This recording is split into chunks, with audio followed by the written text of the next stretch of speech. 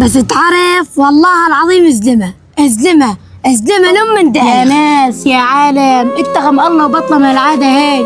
تريد حدا يجير لك بنتك بهالطريقه هاي؟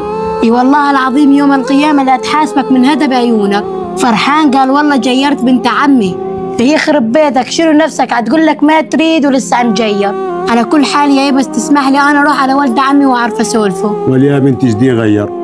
روحي ان شاء الله بس ان شاء الله يلين وياك، بس هاي عاده ما تبطل كل العمر. اخ ولد بس بدي اعرف شنو نفسك لما بنت عمك تقول لك ماني رايد وتقول لهم جاي. يا الواحد يلبس لباس مثل الخلق بتروح تضحك علي زياد. والله وما حد فطمان لي روح اتجوزوا لكم زلم.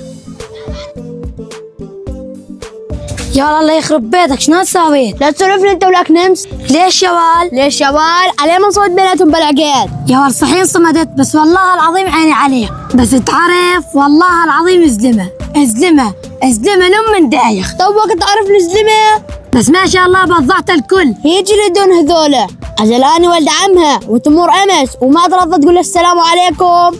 والله لا خليهم يشوفوني بمنامهم. أني ولد عمها وأقلط الناس عليها وخلي هالأشقر يقرب عليها. خير في شقة وحدة ما خسر عليه. يا رب تعيني واقنع ولد عمي. وإحنا عمام تريد لا تريد ما أبو عندنا بدها تاخذني قصبة لعنها. ولا بنت عمك؟ يول ولد عمي ليش تاخذ قصبة لعني؟